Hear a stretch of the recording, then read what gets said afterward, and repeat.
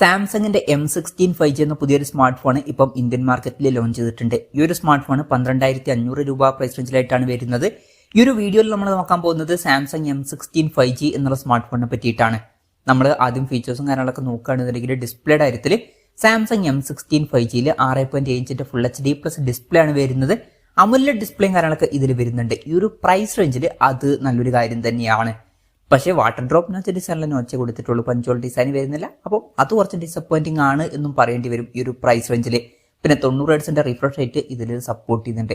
അപ്പോൾ display features മൊത്തത്തിൽ നോക്കുമ്പോൾ ഇപ്പം രണ്ട് കാര്യങ്ങളുണ്ട്. ഒന്നെന്ന് പറയുന്നത് ഈ ഒരു പ്രൈസ് റേഞ്ചിൽ അമുലഡ് ഡിസ്പ്ലേ വരുന്നു എന്നുള്ളത് നല്ലൊരു കാര്യം തന്നെയാണ്. അതുപോലെ തന്നെ ഈ ഒരു പ്രൈസ് റേഞ്ചിൽ പഞ്ചോൾ ഡിസൈൻ വരുന്നില്ല എന്നുള്ളത് കുറച്ച് ഡിസപ്പോയിന്റിംഗ് ആയിട്ടുള്ള ഒരു കാര്യവുമാണ്. അപ്പോൾ നിങ്ങൾക്ക് ഈ ഒരു പ്രൈസ് റേഞ്ചിൽ തന്നെ അമുലഡ് ഡിസ്പ്ലേ ആയിട്ട് വരുന്ന ഒരു ഫോൺ വേണമെന്നുണ്ടെങ്കിൽ കൺസിഡർ ചെയ്യാൻ പറ്റിയിട്ടുള്ള ഒരു ഓപ്ഷൻ തന്നെയാണ് ഇത്.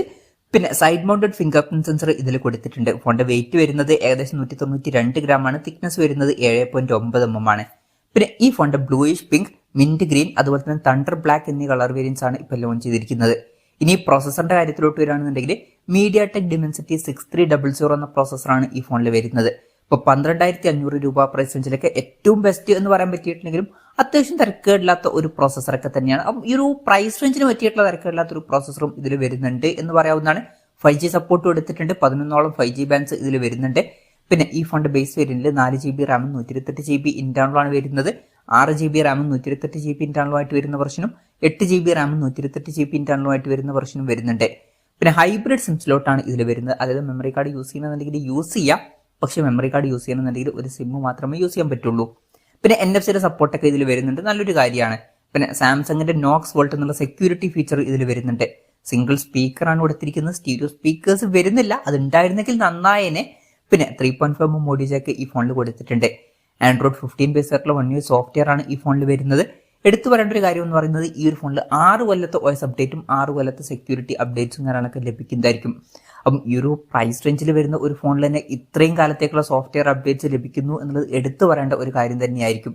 ഈ ഒരു പ്രൈസ് റേഞ്ചിൽ വേറെ ബ്രാൻഡുകളൊന്നും ഇത്ര കാലത്തേക്കുള്ള സോഫ്റ്റ്വെയർ അപ്ഡേറ്റ്സ് പ്രൊവൈഡ് ചെയ്യുന്നില്ല. അപ്പം അത് നല്ലൊരു കാര്യമാണ്. ക്യാമറയുടെ കാര്യം പറയുകയാണെന്നുണ്ടെങ്കിൽ ഫോണിന്റെ പിന്നിൽ ട്രിപ്പിൾ ക്യാമറ സെറ്റപ്പ് കൊടുത്തിട്ടുണ്ട്. 50 മെഗാ പിക്സലിലെ 1.8 അപ്പേഴ്സിൽ വരുന്ന മെയിൻ ക്യാമറ സെൻസറാണ് ഈ ഫോണിൽ വരുന്നത്. പിന്നെ 5 മെഗാ പിക്സലിലെ അൾട്രാ വൈഡ് ആംഗിൾ ലെൻസും 2 മെഗാ പിക്സലിലെ മാക്രോ ലെൻസും ഇതിൽ വരുന്നുണ്ട്. ഫ്രണ്ടിൽ 13 മെഗാ പിക്സൽ സെൽഫി ക്യാമറയും കൊടുത്തിട്ടുണ്ട്. അപ്പം ഈ ഒരു പ്രൈസ് റേഞ്ചിന് പറ്റിയിട്ടുള്ള തിരക്കേടില്ലാത്ത ഓൺ പേപ്പർ ക്യാമറ സ്പെസിഫിക്കേഷൻ ഇതിൽ വരുന്നുണ്ട് എന്ന് പറയാവുന്നതാണ്. ബാറ്ററിയുടെ കാര്യത്തിൽ 5000 mAh ബാറ്ററി കൊടുത്തിട്ടുണ്ട്. 25 വാട്ടിന്റെ ഫാസ്റ്റ് ചാർജിംഗ് സപ്പോർട്ടൊക്കെ വരുന്നുണ്ട്. തിരക്കേടില്ലാത്ത ഒരു ചാർജിങ് സ്പീഡാണ്. പക്ഷെ ഒരു കാര്യം എന്താ വെച്ചാൽ ഫോണിന്റെ ബോക്സിൽ ചാർജർ ഉണ്ടാവില്ല. ചാർജർ നമ്മൾ സെപ്പറേറ്റ് മേടിക്കേണ്ടി വരും. അത് ഈ ഒരു പ്രൈസ് റേഞ്ചിൽ കുറച്ച് ഡിസപ്പോയിന്റിംഗ് ആയിട്ടുള്ള ഒരു കാര്യമാണ്. പിന്നെ Type-C ചാർജിംഗ് പോർട്ടും ഇതിൽ കൊടുത്തിട്ടുണ്ട്. അപ്പം ഇതൊക്കെയാണ് ഫീച്ചേഴ്സിനെ പറ്റി പറയാനുള്ള കാര്യങ്ങൾ. പിന്നെ വിലയുടെ കാര്യം പറയുകയാണെന്നുണ്ടെങ്കിൽ 4GB റാം വെർഷന്റെ വില വരുന്നത് 12,499 രൂപയാണ്. 6GB റാം വെർഷന്റെ വില വരുന്നത് 13,999 രൂപയാണ്. 8GB റാം വെർഷന്റെ വില വരുന്നത് 15,499 രൂപയാണ്.